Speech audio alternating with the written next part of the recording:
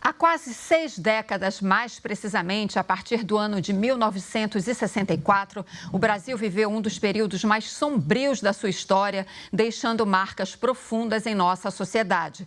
Enfrentamos censura, tortura, atrocidades, mortes. Hoje o horror voltou a bater à nossa porta. Fake news, discursos de ódio, violência, depredação do patrimônio público.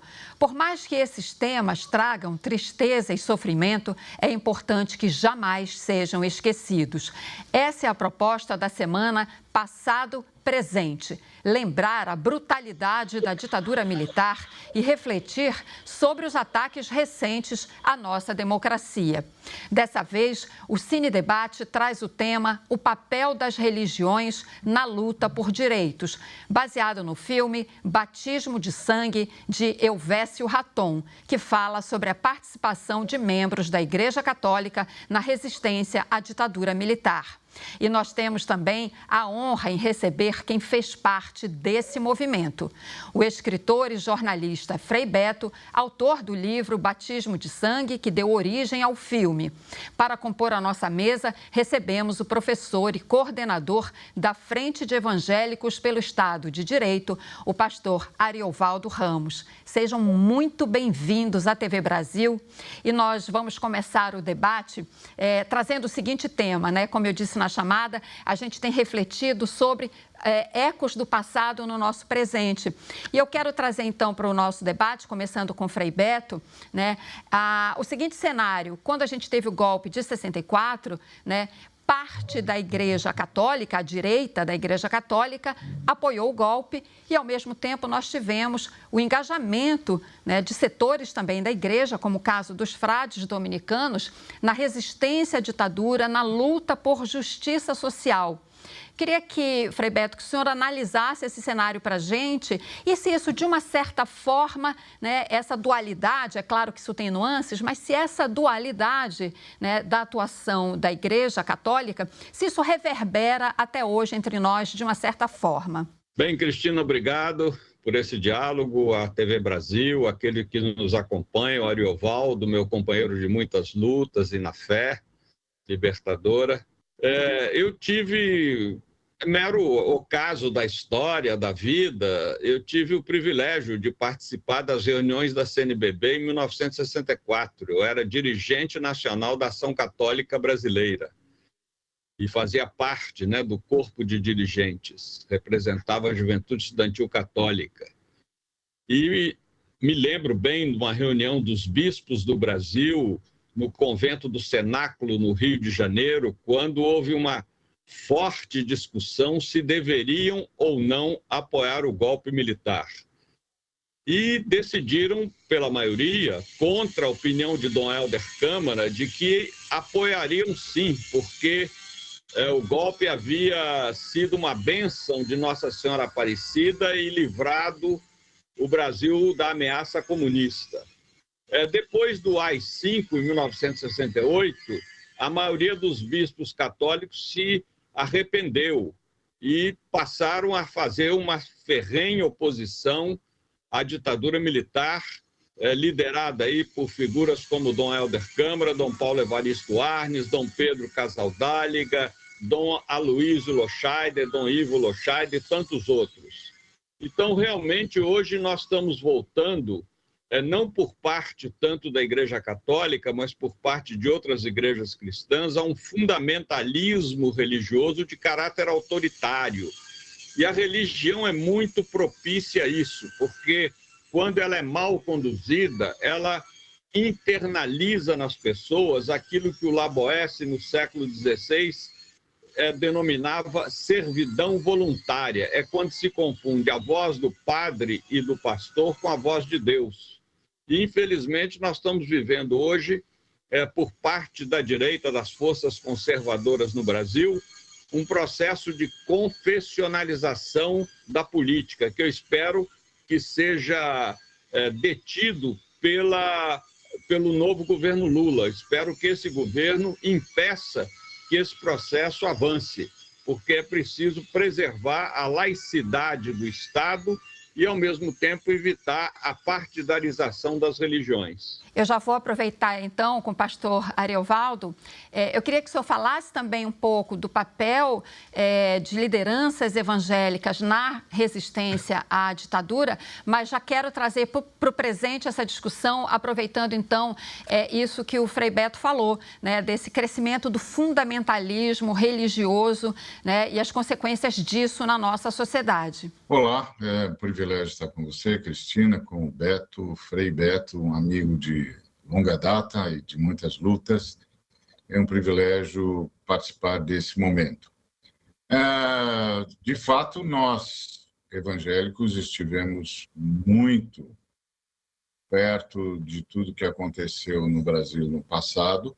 Tivemos um grupo que também apoiou ostensivamente a ditadura, mas também tivemos resistência. Gente como Paul Wright, como Valdo Romão e outros que conheceram os porões da ditadura e resistiram à ditadura militar. E, lamentavelmente, no momento que nós estamos vivendo, a presença evangélica em apoio às forças reacionárias e fundamentalistas é notória, porque houve uma mudança muito grande na teologia evangélica e os evangélicos passaram a considerar a tirania como uma possibilidade de governo. E justamente por causa disso que o Frei Beto disse, essa coisa da servidão voluntária e do equívoco de achar que o reino de Deus é um reino ditatorial. Por isso, nós assistimos com pesar e com angústia o que nós estamos vivendo até agora, que é a presença ostensiva de grupos evangélicos apoiando o que há de pior na história do mundo e, particularmente, na história brasileira. E, infelizmente, isso é um fato.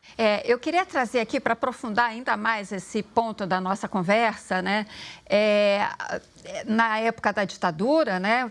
Pouco antes do golpe já havia essas movimentações e depois, inclusive, um momento mais marcante dessa direita católica, a gente vê naquela famosa Marcha com Deus pela família, pela liberdade, né? Usando o nome de Deus, né? Misturando claramente religião com política. E o contraponto a gente tem, né, no próprio filme, a figura do Frei Tito, né, que sofreu os horrores da ditadura, né, sendo torturado barbaramente. E eu acho que isso traz para a gente a seguinte reflexão: como é que uma religião, em geral as religiões são dedicadas à promoção da paz, enfim, né, da justiça, do bem-estar espiritual, como é que conseguem apoiar uma ditadura, né, e a tortura? Então, esse ponto eu queria trazer para a nossa reflexão, Frei Beto, porque parece um contrassenso muito grande.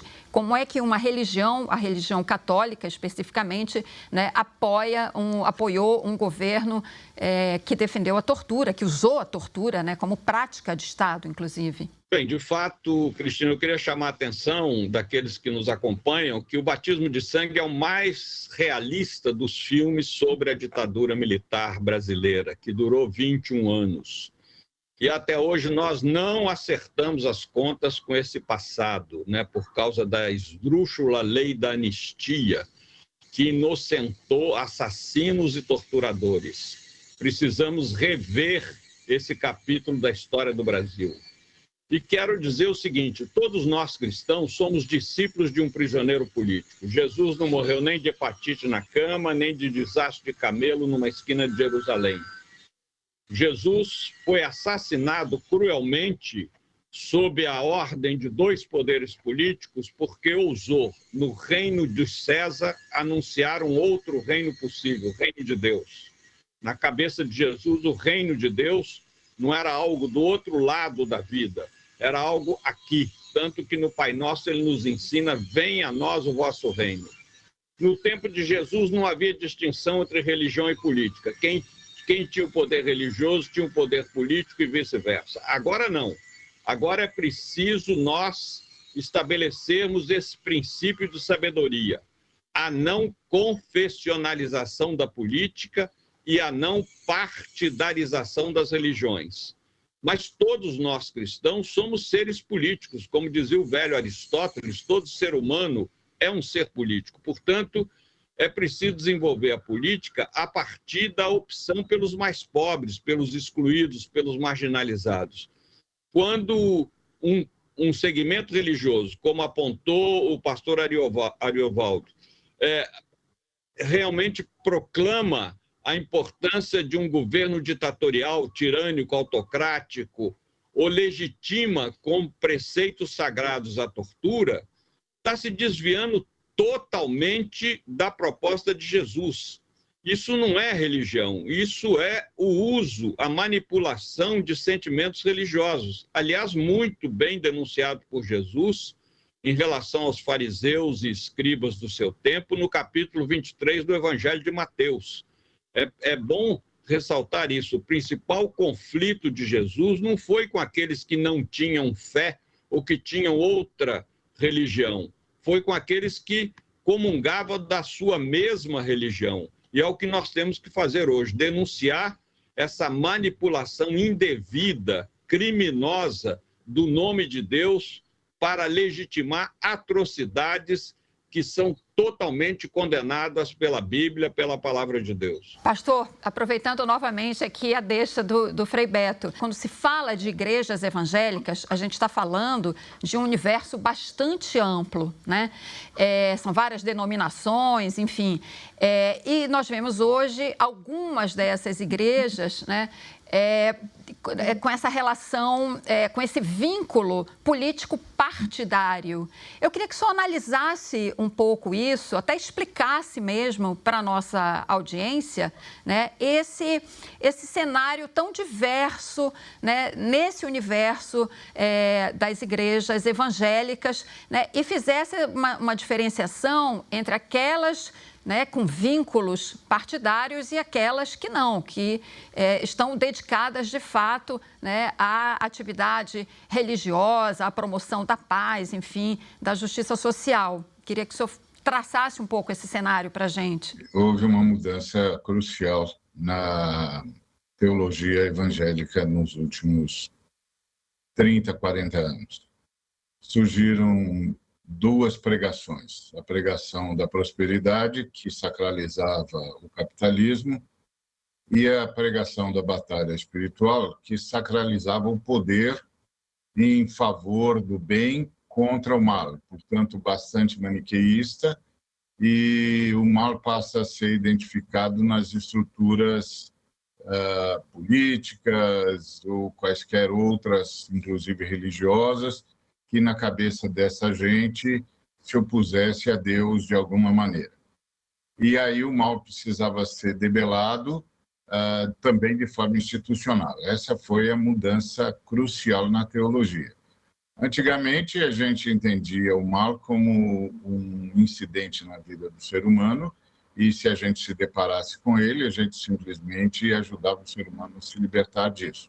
Mas aí não, com essa nova teologia da batalha espiritual, o mal se tornou um ente e que deve ser derrubado e que se esconde por detrás de estruturas. E aí a forma de derrubar esse mal é tomar o poder. E aí, com essa base de pensamento, o poder passa a ser uma cobiça. Jesus Cristo disse que era para a gente se afastar do poder e a gente escolher sempre o serviço, porque Jesus Cristo trabalha com autoridade, não com poder, e o que dá autoridade é serviço, principalmente serviço aos pobres, aos vulnerabilizados, aos empobrecidos, aos discriminados de quaisquer formas, etc. Mas essa nova forma de pensar, que sacralizou de um lado o capitalismo e sacralizou de outro lado o poder, decidiu que tinha de se aliar com as forças que garantissem o bem. E o bem passa a ser trabalhado como, de fato, uma questão eminentemente moral, na verdade, moralista. E aí, quem optasse por essa moral era do bem. Quem optasse pela liberdade, quem optasse pelo arbítrio humano, era do mal. Então, isso ficou muito maniqueísta. E foi isso que aconteceu com a Igreja Evangélica na sua maioria. Igrejas evangélicas há que resistiram, grupos evangélicos resistiram, grupos de resistência foram formados, como a gente formou a Frente de Evangélicos pelo Estado de Direito ainda em 2016, porque a gente viu o golpe de Estado em curso e previu que a gente ia acabar nessa loucura que nós acabamos, ou que nós estamos vivendo, e agora o governo Lula pode ser e deve ser um freio a tudo isso. Mas foi assim que aconteceu, uma mudança drástica de teologia e uma sacralização de tudo que Jesus Cristo amaldiçoou. Seja o que o capitalismo representa, que é acumulação e exclusão, seja o que o poder representa, que é opressão e domínio. Frei Beto, eu queria aproveitar e falar um pouco da transformação. O senhor mencionou, né, inclusive, religiosos que apoiaram no primeiro momento a ditadura e depois foram mudando a sua posição, né? Então, houve essa transformação e nós vemos, eu lembro, sobretudo, acho que ali final dos anos 70, anos 80, o senhor me corrija com relação à contextualização histórica, mas nós tivemos a atuação muito forte das comunidades eclesiais de base, o fortalecimento da teologia da libertação. Quer dizer, eu estou mencionando isso para dizer que houve um legado também, né, muito grande, muito forte, né, da defesa da justiça social, da luta por direitos por parte da Igreja Católica aqui no Brasil, né, ao longo desse período que a gente foi vivendo da ditadura até o final da ditadura e depois, né, entrando pela democracia, né? Eu queria que o senhor falasse um pouco sobre esse legado, né? Qual é esse legado que fica, né, que está entre nós até hoje?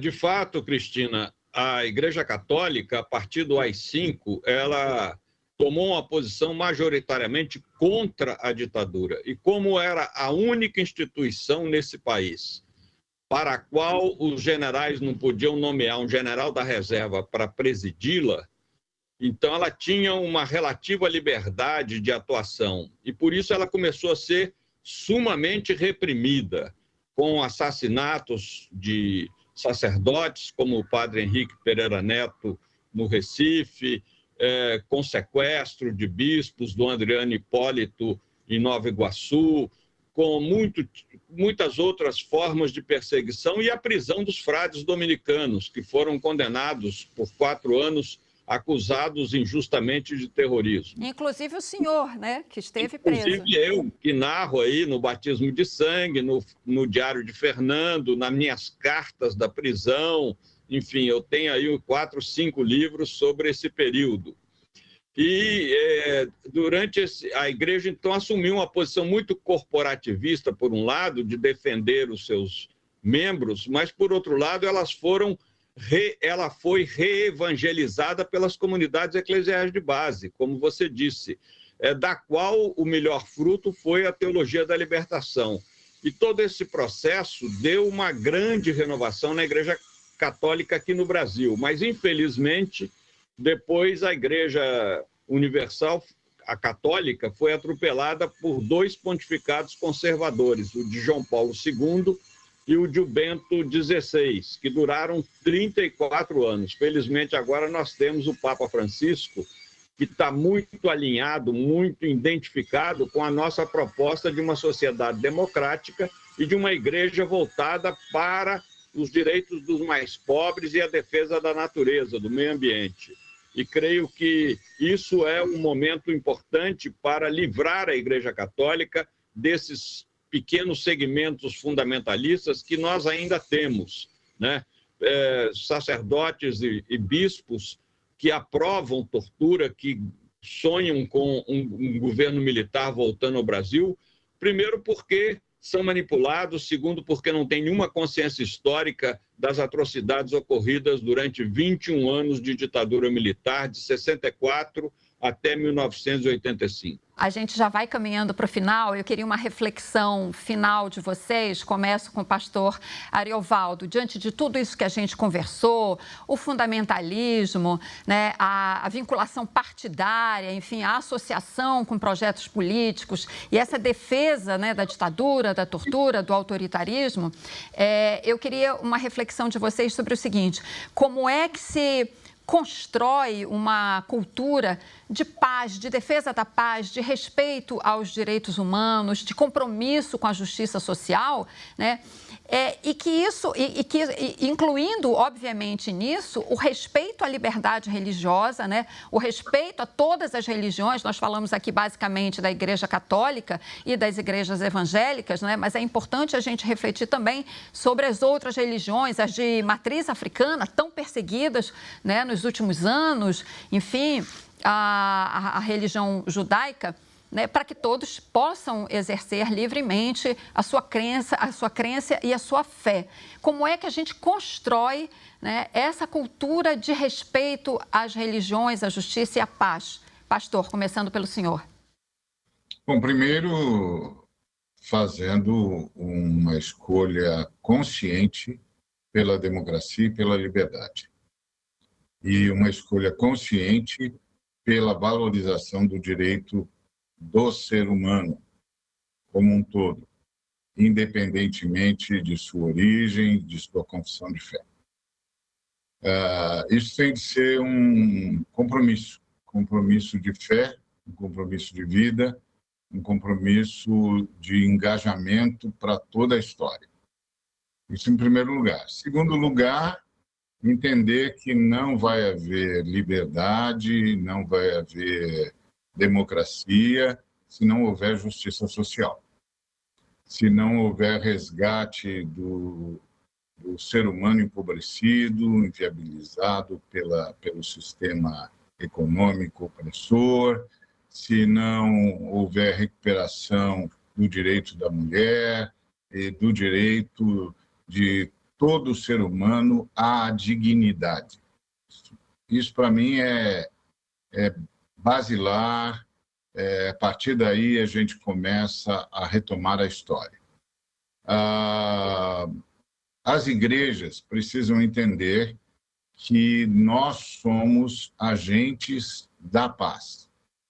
Nós somos pacificadores. Jesus Cristo disse: bem-aventurados os pacificadores, porque deles é o reino dos céus, porque eles serão chamados filhos de Deus.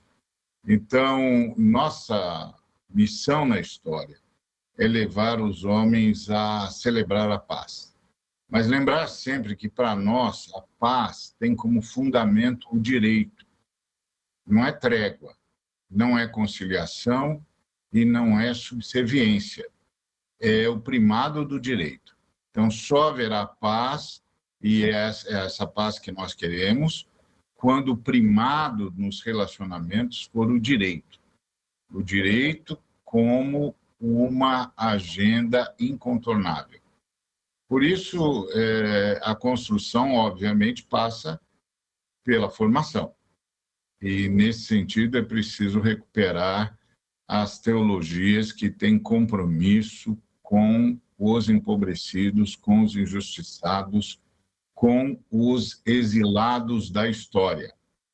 A teologia da libertação tem esse papel, sem dúvida alguma. A teologia da missão integral do lado evangélico também tem esse papel e essa visão. As teologias latino-americanas são teologias engajadas com a paz, porque são teologias que primam por ter o direito como base para a condução da história.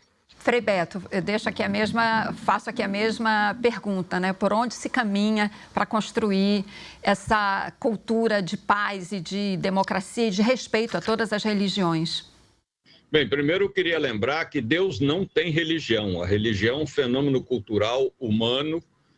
E segundo, que Deus é democrata por natureza. São 3 pessoas num só Deus, o Pai, o Filho e o Espírito Santo.